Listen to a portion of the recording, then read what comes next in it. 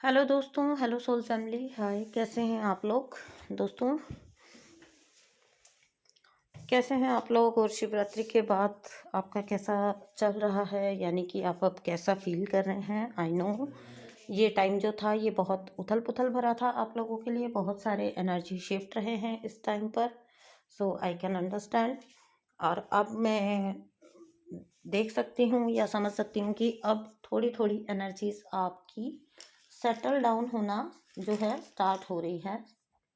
तो अब जो ट्विन फ्लेम्स हैं, आपकी एनर्जी कहीं ना कहीं धीरे धीरे टाइम के साथ सेटल डाउन होती चली जाएगी, सेटल होती चली जाएगी।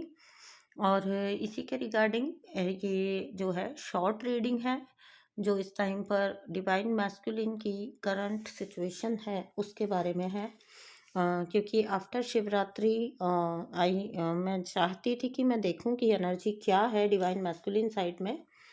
तो बहुत सारे डीएम्स को ये रियलाइजेशन है कि वो अभी तक जिन जिन बातों के लिए अपनी डिवाइन फेमिनाइन को जिम्मेदार ठहराते थे ना, वो सब गलतियां उनकी खुद की हुई थी। यानी कि उनको सेल्फ रियलाइजेशन है इस बात का कि उन्होंने ही अपनी डीएफ को रिजेक्ट किया। जो रिजेक्शन का ब्लेम वो हर वक्त दूसरों पर लगाते थे, अपनी डीएफ पर लगाते थे, वो ही रिजेक्शन उन्होंने अपनी, वही पेन उन्होंने अपनी डिवाइन फेमिनाइन को दिया, अपने ट्रू लव को दिया। इस बात का डिवाइन मैस्कुलिन को इस टाइम पर अफसोस है।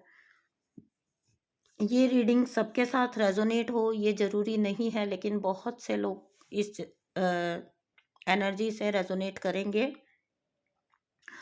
तो ये जो डिवाइन मैस्कुलिन है, इनको पता है कि सेपरेशन भाई इन्होंने चूज़ किया था।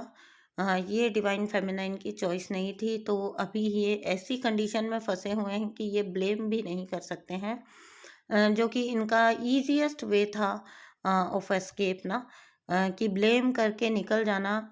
तो अब तो इनके लिए ये भी वर्क नहीं करने वाला, क्योंकि ये जानते हैं कि ये पेन और ये सैडनेस जो है ये इन्होंने खुद ही चूज़ की थी। जिस दर्द में है उस दर्द को चूज़ इन्होंने खुद ही किया था।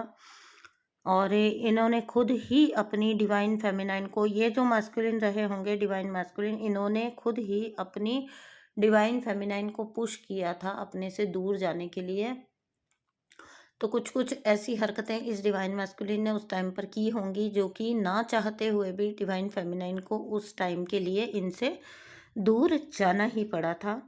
क्योंकि ये जो डिवाइन मैस्कुलिन है, इनकी जो भी मानसिकता थी उसके अनुसार ये सोच रहे थे कि अब इनकी लाइफ जो है जो है ये, क्योंकि इनके हिसाब से ये सब कुछ अच्छा चाहते थे अपनी लाइफ में। यानी कि इजी हो लाइफ, कंफर्टेबल हो लाइफ, ठीक है, और काफ़ी स्मूथ चले इनकी लाइफ। इनका मानना था कि कहीं ना कहीं डिवाइन फेमिनाइन के साथ जो इंटेंस लव ये फील करते हैं, ये कुछ कॉम्प्लेक्स है, ये रिश्ता कुछ बहुत जटिल सा है, इनको महसूस होता था। तो इन्होंने सोचा कि ये क्यों ना इजी रास्ता चुने, और इन्होंने वही किया। लेकिन क्या ये सचमुच जो चाहते थे, ये जो पर्टिकुलर, ये जो खास डिवाइन मैस्कुलिन है, क्या ये जो चाहते थे वो इनको मिला? नहीं मिला। आपको भी पता है कि मिल भी कैसे सकता था। ये डिवाइन मस्कुलिन अपनी डिवाइन फेमिनाइन को दूर, अपने से दूर धकेल कर अपनी ज़िंदगी को बिल्कुल सेट करना चाहते थे, अपनी लाइफ को पूरी तरह से सेट करना चाह रहे थे। लेकिन दूर जाने के बाद भी, काफ़ी समय बीतने के बाद भी, इनका इनकी परेशानी की वजह हमेशा बनी रही इनकी डिवाइन फेमिनाइन।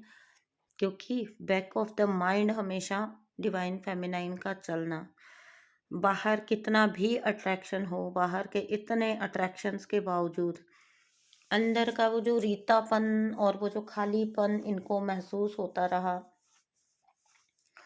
वो जो बेवजह का पेन फील होता है और बेवजह की क्रेविंग फील होती है।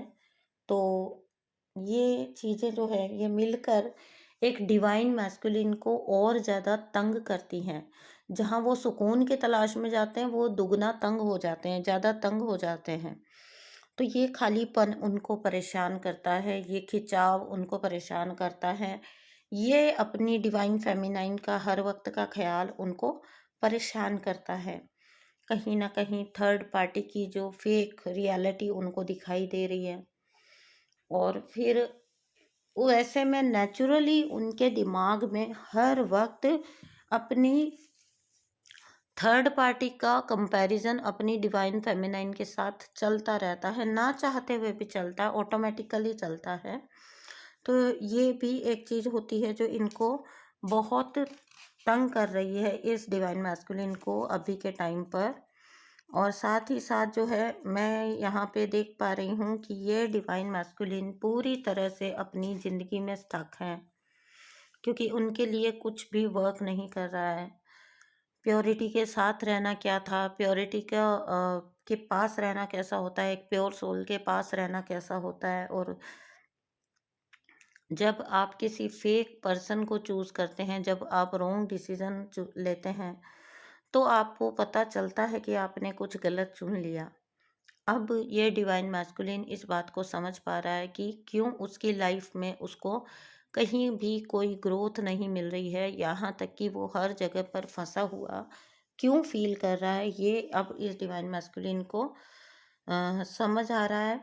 और ये डिवाइन मैस्कुलिन जो है सॉरी बोलने के लिए बहुत बेचैन है अपनी डिवाइन फेमिनाइन को।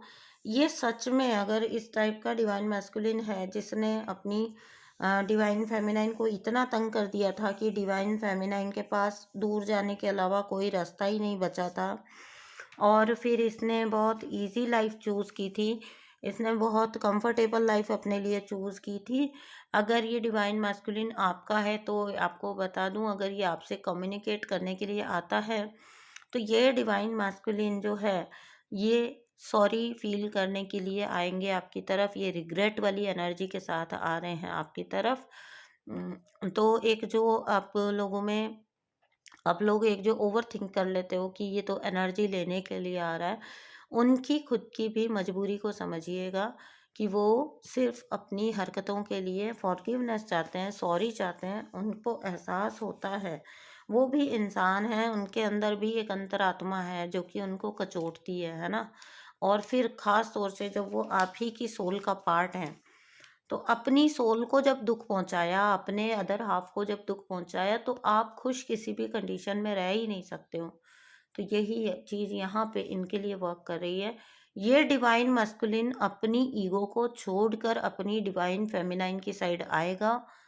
ये आएगा उसकी फॉरगिवनेस के लिए, चाहे डिवाइन फेमिनाइन उसको अपनी लाइफ में एंट्री दे या ना दे, इंक्लूड करे या ना करे।